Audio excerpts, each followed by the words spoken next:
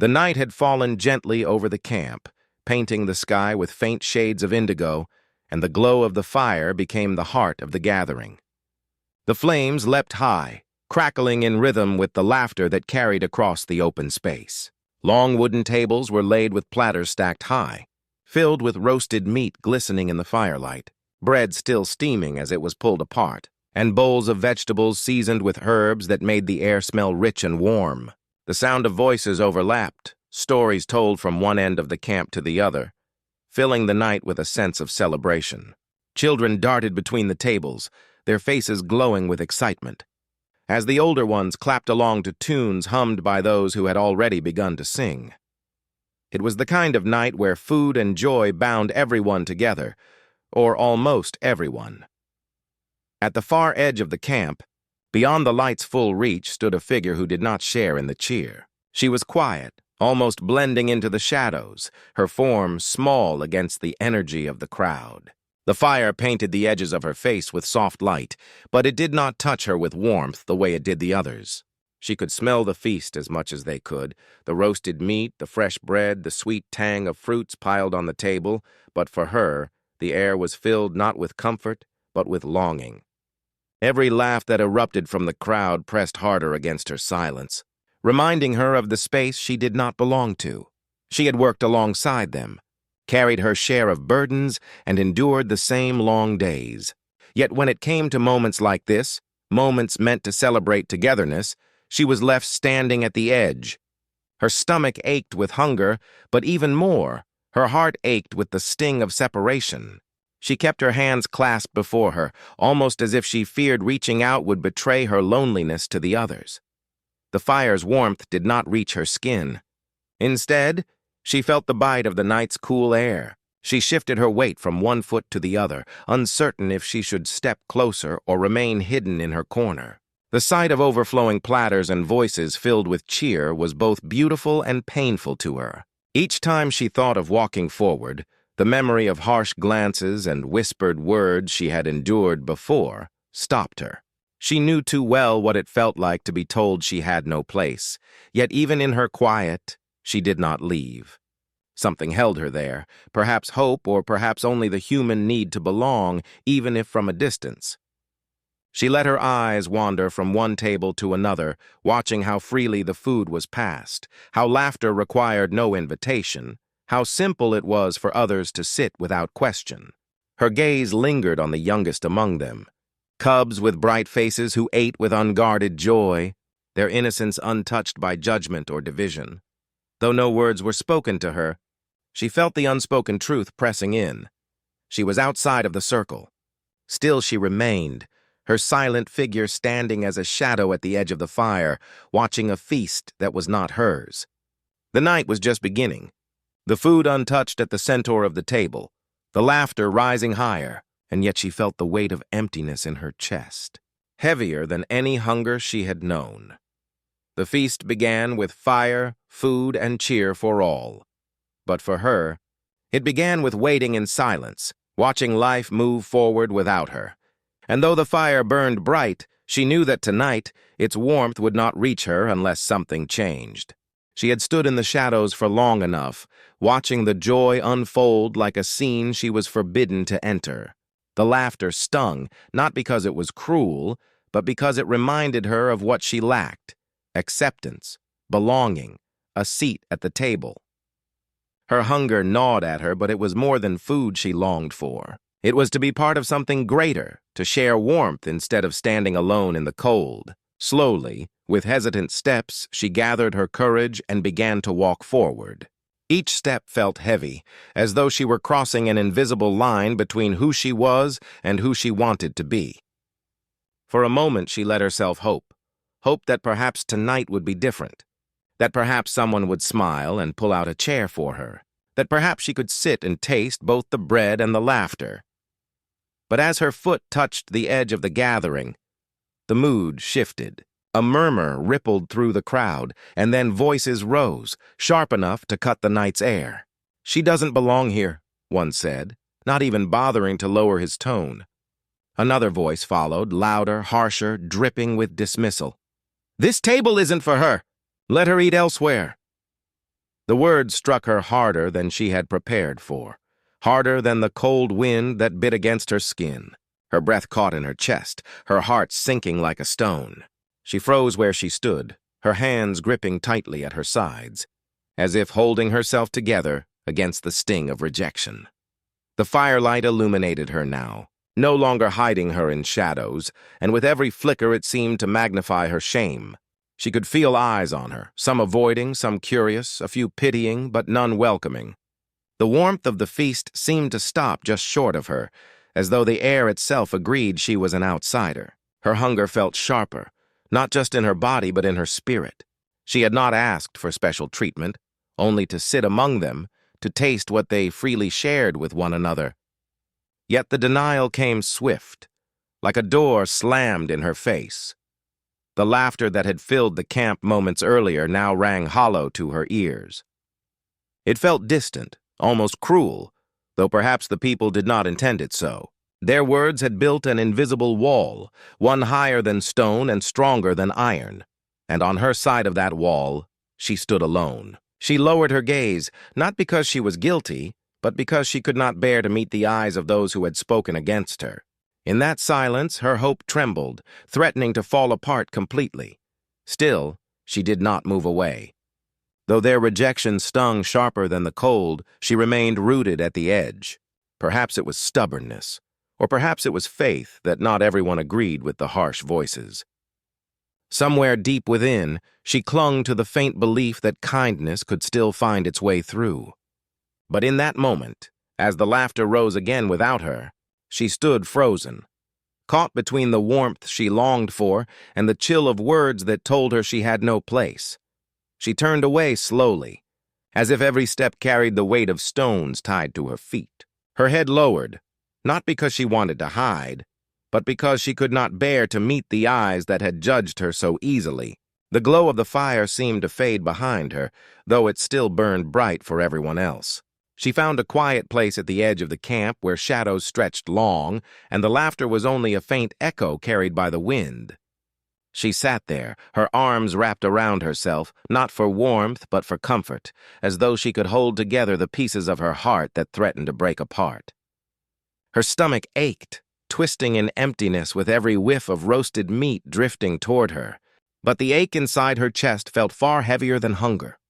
From where she sat, she could see everything: children running with sticky hands, elders nodding with approval as plates were passed, friends sharing stories between bites of bread and laughter. Each moment of joy cut her quietly, like a reminder of a world she longed for but was barred from. It wasn't the food alone she missed.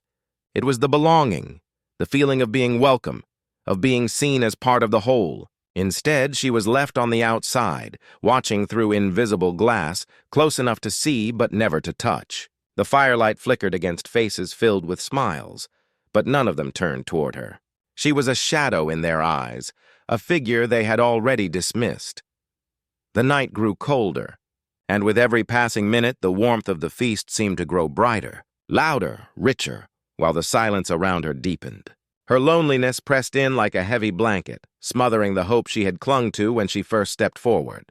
She wondered, just for a moment, if she should have fought back, spoken against the words that had pushed her aside. But then she shook the thought away. Anger would only make her more of an outsider. So instead she sat in stillness, letting the silence settle around her, her quiet endurance the only shield she had left.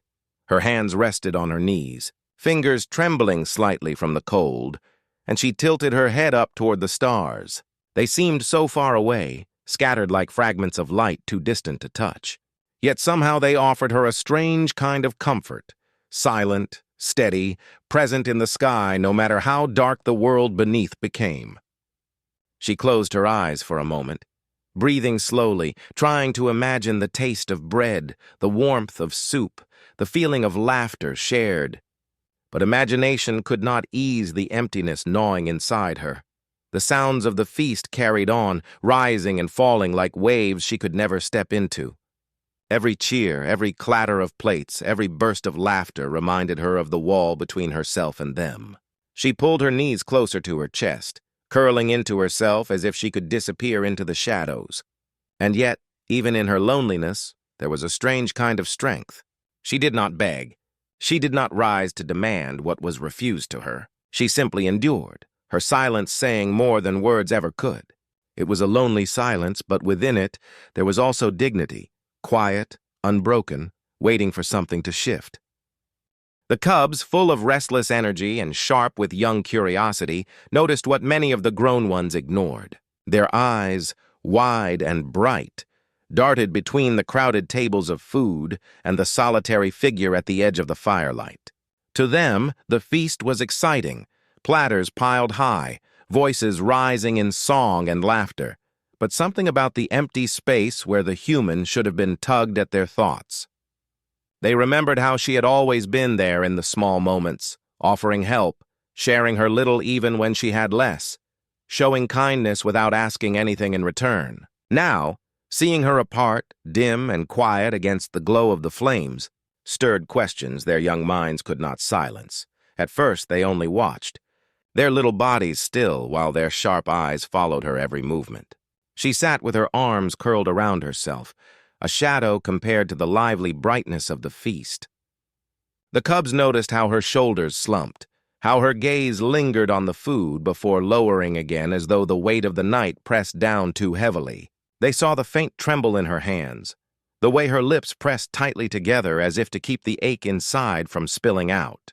They didn't fully understand the cruelty of the denial, but they understood the sight of someone hurting. And that, in their small but tender hearts, was enough. One cub nudged another, whispering with a voice just loud enough to be heard above the clatter of plates. The others followed his gaze, and soon a small cluster of them were staring across the fire at her lonely figure. Their laughter faded into quiet murmurs, their plates forgotten for a moment. They tilted their heads, puzzled, because the human had always been near, always included herself in games and chores, never standing so far away. To see her left out now felt strange, wrong, as though something had broken in the rhythm of the camp. They glanced at the grown ones, expecting someone to notice, to call her back, to hand her a plate and a smile. But no one did. The elders leaned into conversation, the hunters tore into meat with satisfaction, the mothers passed food down to the little ones who laughed between bites. The feast carried on without pause, without room for the outsider. And so the cub's attention returned to her, to the shadow sitting quietly where the firelight barely reached. They whispered among themselves again, their voices filled with the natural innocence that often sees truths adults overlook. Her figure seemed smaller in the distance, her outline dim against the flickering flames. The cubs noticed how she tilted her head back toward the stars, her face soft but sad, as if searching for comfort in the sky that gave no answer. Their eyes lingered on her longer, their chatter slowing until silence filled the space between them. Something in her stillness held their gaze, a quiet lesson they couldn't yet put into words. They did not understand the depth of rejection, but they understood loneliness, and it reached into them in a way the taste of roasted meat could not erase. As the night deepened and the feast grew louder, the cubs' attention did not waver. They were too young to hold power, too small to speak against the elders, but their watching eyes carried something stronger than defiance. It was empathy, unshaped and unspoken but real. While the rest of the camp filled their stomachs, the cubs' hearts filled with the awareness of her pain, and in their silence, a seed of compassion began to grow. The feast roared on with laughter and clinking plates, but in one quiet corner of the gathering, a small cub's eyes lingered on the human sitting alone. His tiny hands tightened around the edge of a platter piled with food. It was too big for him, too heavy for his small frame, but determination sparked in his young heart. He remembered her kindness, the way she once shared her last piece of bread with him when he had none, the way she smiled at him when others passed him by. To see her sitting with nothing while the others feasted filled him with a sense of wrong he couldn't ignore. So without asking permission, without caring for the stares that might follow, he reached for one of the heavy platters resting near the fire. The metal scraped against the ground as he pulled it free, the noise sharp against the laughter. Heads turned, eyes squinted in confusion, but the cub didn't stop. The platter wobbled dangerously in his grip, meat and bread nearly toppling off. Yet he held on, his small arms trembling with effort. His steps were clumsy, slow, but steady, and every scrape of the platter across the earth echoed louder than the songs around the fire. He dragged it across the camp, leaving a faint trail behind him, his little body straining under the weight, but his spirit refusing to yield. At first, some of the grown ones laughed, thinking it was a child's game, a silly act to draw attention. Others frowned, muttering for him to stop before he spilled the food. But the cub ignored their voices, his eyes fixed on the lonely figure at the edge of the firelight. He could see her sitting quietly, her face lit faintly by the flames, her hands folded in her lap as though she were holding herself together against the ache inside. She had not asked for food, had not begged or spoken, but her silence spoke more loudly to him than all the laughter of the feast. The closer he drew to her, the quieter the laughter grew. Whispers replaced songs, murmurs filled the air. The dragging of the platter against the dirt seemed to silence even the crackling fire. Every pair of eyes followed the small cub as he struggled forward, refusing to let go even when his arms ached. At last he reached her side, his chest heaving with the effort, his small face flushed from the strain. For a moment, the human simply stared, stunned by the sight of the little one who had chosen to act when so many others had turned away. She blinked rapidly, her throat tightening as the cub tugged the platter into place before her. He said nothing, offering no words, only a look of quiet determination that needed no explanation. His gesture spoke louder than any voice in the camp. It was a declaration that she was not invisible, not forgotten, not unworthy of sharing in the warmth and the food. She reached out slowly, her hand trembling as she steadied the platter, and her eyes met his with a softness that carried both gratitude and disbelief. Around them, the camp shifted. The elders frowned, their pride unsettled. Some of the younger ones gasped, watching with wide eyes, and in the silence that followed, one cub's simple act of courage stood as a quiet challenge to the rest of them. Where strength had failed to see compassion, innocence had carried it forward. And for the first time that night, the human did not feel entirely alone. The first cub's bold act had left the camp in a hush, and for a heartbeat it seemed as though time itself had stopped. The human sat frozen, her hands resting on the platter given to her, eyes wide with disbelief. The fire still crackled. The smell of roasted meat still lingered in the air, but all attention was fixed on the small figure who had dared to step beyond fear and tradition. Then, slowly, movement stirred again. Not from the elders, not from the grown ones who held authority, but from the other cubs whose hearts had been watching all along. One cub, smaller than the first, hesitated near the feast. His round eyes flicked from the grown faces around him to the human at the edge of the shadows. He remembered the day she had carried water for him when his tiny arms couldn't hold the weight, the way she had crouched to his level and spoken with kindness that others often denied. With a trembling breath, he reached for a bowl half filled with fruit. It was lighter than the platter, but still awkward in his small hands. Step by step, he carried it across the ground, his movements clumsy but determined, until he joined the first cub at her side. Gasps rippled through the gathering. Whispers rose, some sharp, some soft, but before the murmurs could settle, another cub pushed forward. This one grabbed a basket of bread, the edges of the loaf smearing against his fur as he pulled it toward the human. A fourth cub scrambled after him, dragging a dish so large it nearly toppled, food spilling along the way. Soon, it was no longer one or two, but a steady line, tiny figures breaking away from the firelight, each carrying something in their hands or dragging it along the dirt, leaving trails of spilled food behind them. Their paws grew smudged with grease and crumbs, their fur dusted with ash and earth, but none of them seemed to care. The sight grew almost unbelievable. Where the adults had hesitated, bound by pride and prejudice, the cubs moved freely, their innocence giving them a courage untouched by fear of judgment. Some of them struggled under the weight of heavy dishes, their small bodies swaying with effort, while others clutched whatever scraps they could carry, bones with bits of meat, pieces of fruit, handfuls of bread. To them, it did not matter whether what they offered was big or small. What mattered was that the human would not remain empty while they ate their fill. The human's chest tightened as she watched the trail of cubs grow longer. Their little forms moved in a steady rhythm, dish after dish, offering after offering, until before her lay a small feast of her own, created not by command, not by duty, but by choice. Tears blurred her vision, her throat heavy with emotions she could not name. For so long she had carried the weight of being apart, of being seen as less. But now, in the hands of these children, she saw something stronger than cruelty. She saw loyalty born out of kindness. Around them, silence thickened. The adults shifted uneasily, their laughter gone, replaced by shame and discomfort.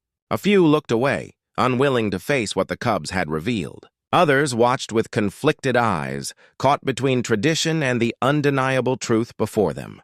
The fire still burned, but it seemed smaller now compared to the glow in the hearts of the young. And there, in that moment, the camp changed. Not through the commands of leaders, not through the weight of power, but through the small, determined steps of cubs who refused to let someone they loved sit hungry in the dark. Their actions spoke louder than speeches, louder than laws. They showed that compassion, once stirred, could ripple outward, breaking barriers even the strongest hands could not hold. The night that had begun with loud voices and laughter now shifted into a heavy silence that wrapped itself around the camp. The once cheerful firelight flickered against faces that had gone still, and the sound of crackling flames was suddenly louder than the murmurs that had filled the air moments before. Every eye followed the cubs as they gathered around the human, their small bodies forming a circle of innocence and loyalty. They placed the platters in front of her with tiny paws, still sticky from food, and their playful growls echoed like a challenge to the silence. It was not a command, but a demand from hearts too young to understand prejudice, yet old enough to know what was right. Their bright eyes lifted to hers, urging her with a mix of childish determination and kindness, as if saying, "You belong here, and you will not go hungry while we eat." The human sat frozen, her hands trembling as they hovered over the nearest dish. She had not expected this. In fact, she had prepared herself for a long night of hunger and loneliness, watching from the shadows while others celebrated. Yet here she was, surrounded by the very children who were never taught to hate her, who knew only the warmth she had once shown them in small, unnoticed moments. Her heart beat unevenly, overwhelmed by the weight of what they had done. She wanted to speak, to thank them, but the lump in her throat held her words back, leaving only tears that shimmered in the firelight. The adults shifted where they sat, their expressions tight with discomfort. Some lowered their eyes, unable to meet the sight before them, while others stared with an unease that grew heavier with every passing second. The laughter they had once shared tasted bitter now, and the feast that had been so joyous suddenly felt hollow. No one dared to interrupt the cubs, not when their voices carried such raw honesty, not when their actions had spoken louder than any elder's command. It was as though the children had peeled back the pride of the camp and shown everyone a mirror they did not wish to face. One of the cubs pawed gently at her hand, pressing the edge of a platter closer until she had no choice but to accept it. The others let out playful growls again, but this time the sound carried through the stillness of the camp like a drumbeat, striking the hearts of those who listened. The cub's innocence turned into something stronger, something undeniable. They had given her not only food but also a place in that circle, a silent but powerful declaration that she was not alone, not forgotten, not less. The silence deepened, stretching into the night as if the world itself was holding its breath. Even the flames seemed to bow lower, their sparks rising softer into the dark sky. Around her, the weight of rejection slowly gave way to the strength of acceptance, not from the leaders, not from the ones who had denied her, but from the young voices that carried no prejudice. It was a silence that did not push her away but pulled her in, a silence that made the camp face its own mistakes. And in that stillness, where laughter had died and truth had taken root, something unspoken yet unshakable settled over everyone, the understanding that sometimes it takes the smallest voices to reveal the deepest truths. Her hands hovered over the platter as though the food were something forbidden, something she did not deserve to touch. The scent of roasted meat and warm bread drifted up to her nose, reminding her of how long her stomach had been empty, yet still she held back. Her chest rose and fell with the weight of hesitation, the voices of rejection still echoing inside her mind. She could almost hear them again, the harsh words that told her she did not belong, the cold eyes that turned her away. For a moment she thought if she reached forward and ate, it would only prove them right, that she was desperate enough to take scraps rather than be part of the feast itself. So she sat frozen, the trembling in her hands betraying the storm within. But then she looked up. The cubs were gathered so close that their round faces seemed to glow in the firelight.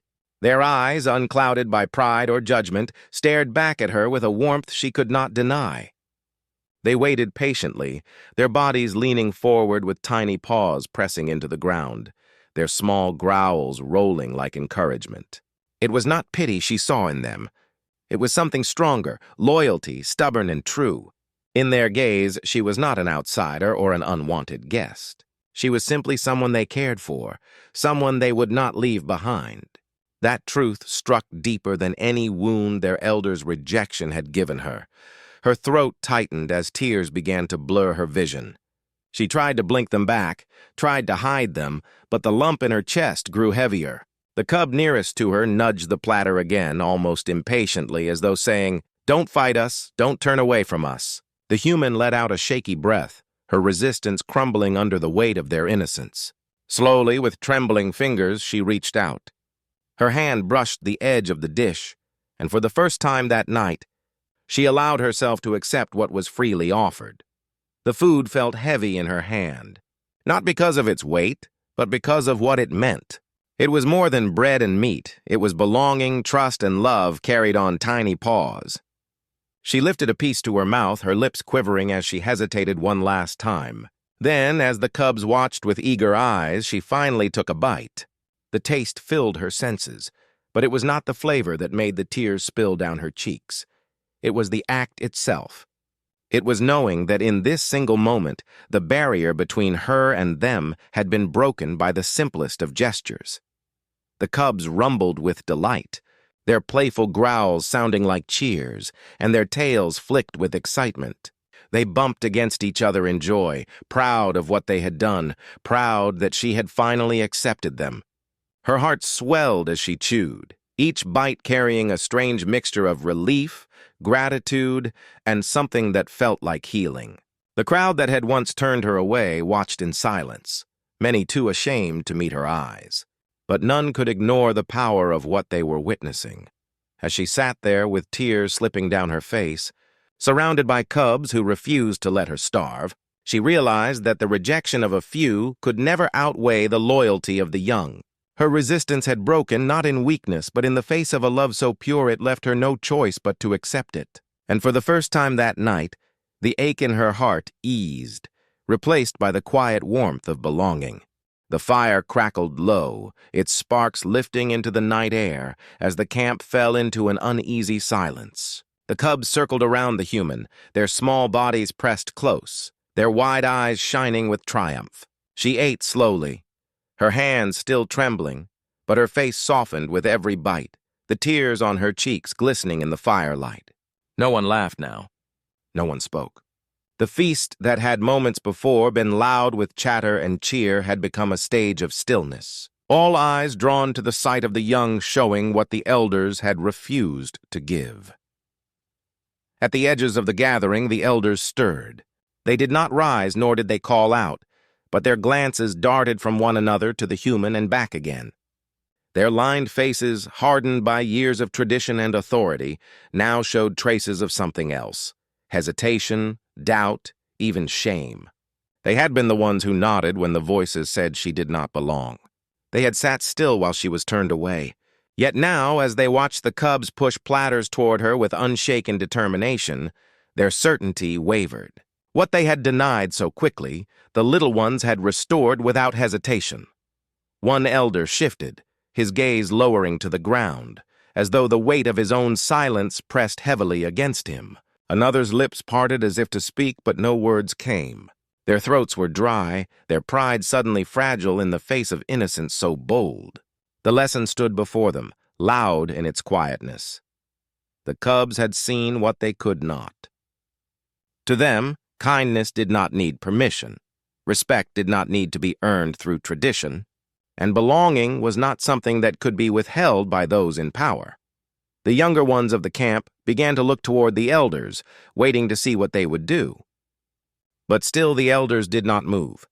They exchanged glances again, their eyes carrying conversations too heavy to be spoken aloud. The weight of the night pressed on them, the realization that their silence had done as much harm as any cruel word. Yet now, in this moment, their silence spoke of something else. It spoke of recognition. It spoke of the truth that had unfolded before them, that dignity was not theirs to grant, and that honor had already been given where it was due. The human felt their stares, though she did not lift her head to meet them. She kept her eyes lowered, focusing on the cubs who sat close, their tails twitching in quiet pride. The food in her hands was no longer just food. It was proof that kindness could come from the smallest hearts. Around her, the air grew heavier, and though no elder spoke a word, their shifting and their downcast eyes revealed all. The silence of the elders was louder than any scolding could have been. They had not stepped forward to stop the cubs, nor had they ordered them back. Their stillness was a quiet acceptance, perhaps even an admission of fault. What they had failed to show, the young had given freely, and now they could not undo it. The camp remained hushed, the flames flickering shadows across the elders' faces as they sat with the truth. Respect, kindness, and belonging had not come from their wisdom or their authority, but from the hearts of the cubs they were meant to guide. And in that silence, heavy with unspoken understanding, the lesson settled into the night like smoke, clear, undeniable, and impossible to forget. The night that had once echoed with laughter now carried a heavy silence.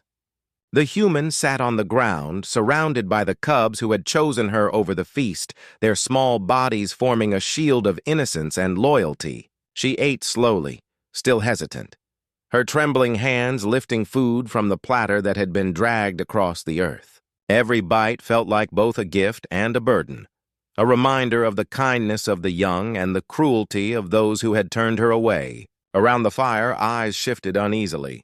The ones who had barred her from the feast could no longer meet her gaze.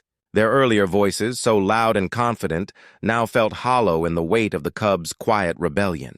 The mockers who once smirked and sneered now sat with lowered heads, shame burning in their chests.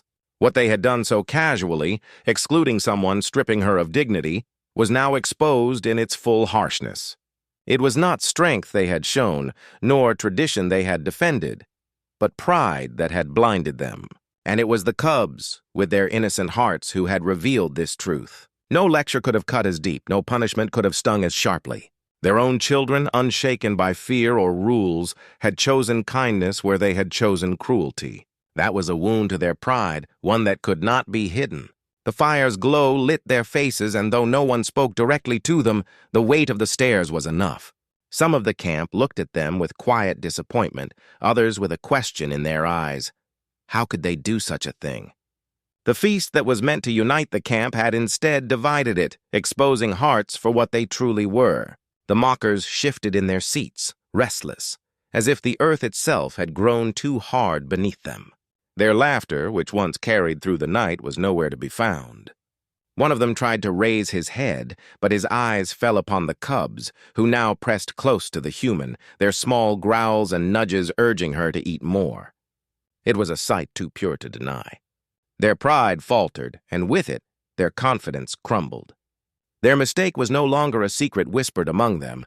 It was a truth laid bare before the entire camp. And everyone knew it.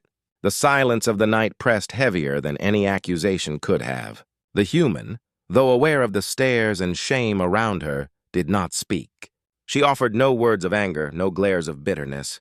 Her silence was steady, almost gentle, and it carried more strength than their pride ever had. She did not need to remind them of what they had done. The cubs had already done that. The very act of being cared for by the young had turned their cruelty into something small and pitiful. The mockers lowered their eyes again, afraid to face the truth.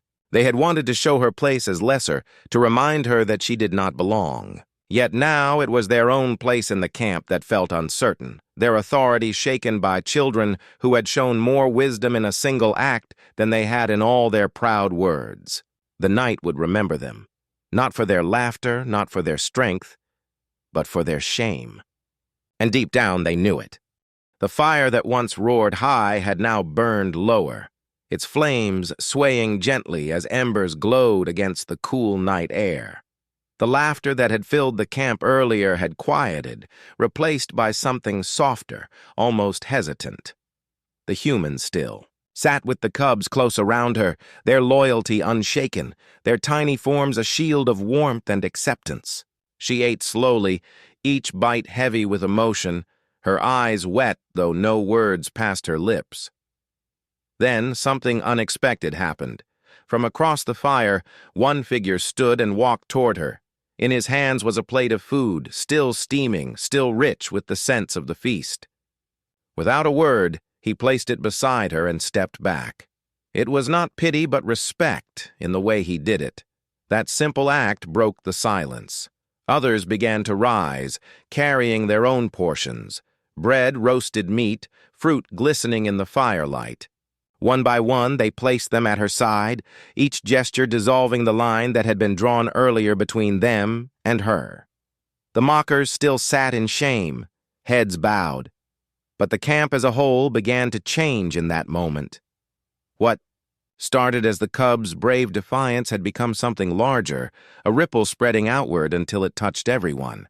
Slowly, the space around her filled not with isolation, but with offerings of inclusion. It was not about food anymore. It was about recognition, an unspoken apology carried in the giving. The human looked at the growing pile of shared portions, her trembling hands pausing mid-air as her heart struggled to keep up with what her eyes saw.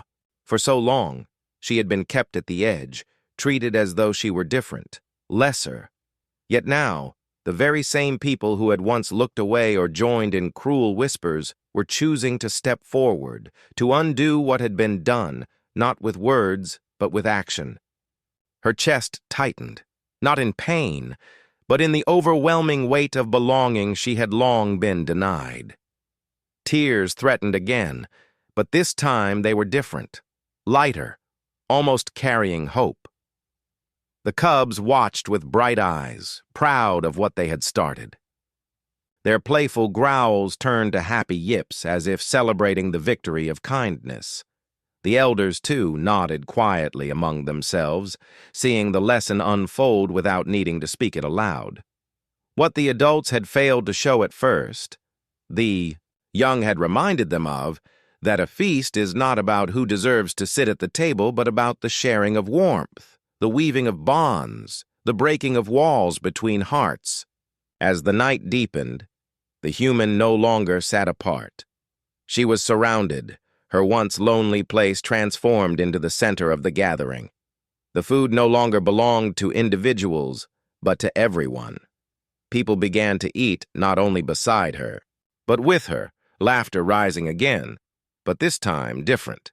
It was softer, warmer, free of cruelty, carrying with it the sound of healing. The feast had changed. What had begun as a night of exclusion was turning into a memory that would live far beyond the fire's embers. The act of sharing had redrawn the lines of the camp, leaving behind not division but unity. And as the fire burned low, glowing against faces that finally looked at her as one of their own, the human felt something she had not in a long time. She belonged. From that night onward, the memory of what had happened did not fade with the embers of the fire. It became a story retold again and again, carried on whispers, laughter, and even in quiet moments when the camp gathered for meals. The tale was simple yet powerful, how the cubs, with their small paws and stubborn hearts, had dragged heavy platters across the ground to the human who had been denied entry, refusing to let her go hungry or sit alone. People spoke of the sound of dishes scraping against the dirt, of the way her eyes had filled with tears when she realized she was no longer forgotten, and of how the cubs had stood taller than any elder that night, teaching the camp what compassion truly meant. It was not just a story about food. It was about a bond, about courage, about the strength found in kindness. Every gathering after that carried traces of the lesson. Whenever someone sat at the edge, uncertain or left out, the memory of the cubs was quietly recalled, reminding the others that no one should eat in silence while others feasted in joy. The elders would nod, their voices soft but steady, saying, "Remember the night the cubs chose differently." Children who grew up hearing the story learned that respect was not about strength, size, or age, but about the willingness to share and stand beside someone when it mattered most. And for the human, each retelling was a reminder that she had not been abandoned in that moment of pain. What had hurt her deeply had also become the spark that changed the hearts of those around her. The mockers of that night were never named in the story. Instead, the cubs were the heroes, their actions shining brighter than any shame. People found themselves repeating the lesson, not with bitterness, but with hope, that if cubs could see what adults had ignored, then anyone could learn to be better. Around campfires, when the flames flickered high, the young ones would even act it out, pretending to drag platters across the ground, their laughter light, but their meaning true. And in those reenactments, the story never lost its weight, for everyone knew it had happened, and its truth carried more strength than any warning or rule could. The human, though quiet, carried the story in her heart most deeply. She had lived through the sting of exclusion, the silence of loneliness, and then the overwhelming warmth of being welcomed back, not by force, but by love. Every time she saw the cubs who had acted that night, growing taller, stronger, and braver with each passing season, she felt a wave of gratitude. For her, the tale was not just something passed around fires. It was proof that bonds could form even in unlikely places, that compassion could build bridges where walls had been raised. Years later, when new faces joined the camp, the first story they were told was not of victories in hunts or battles, but of the night when cubs showed the power of kindness. The lesson lingered like the taste of shared bread, a reminder that even the smallest hands could carry the greatest strength. The feast of that night had ended long ago, but the story never truly ended. It lived on in voices, in glances of understanding, and in the quiet truth that kindness, once chosen, had the power to heal wounds deeper than hunger and divide. And so, every gathering became more than just a sharing of food. It became a celebration of belonging, born from the courage of cubs and the grace of a human who finally knew she was not alone. You.